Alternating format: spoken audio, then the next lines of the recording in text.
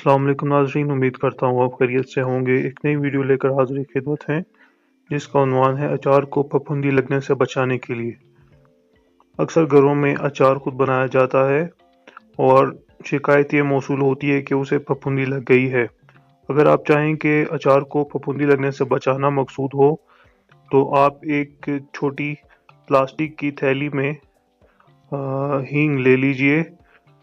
थोड़ी सी हींग उसमें प्लास्टिक की थैली में अच्छी तरह बांधकर उस अचार में रख दीजिए। तो इंशाल्लाह आपका अचार ख़राब होने से महफूज रहेगा। उम्मीद करते हैं वीडियो आपको पसंद आएगी।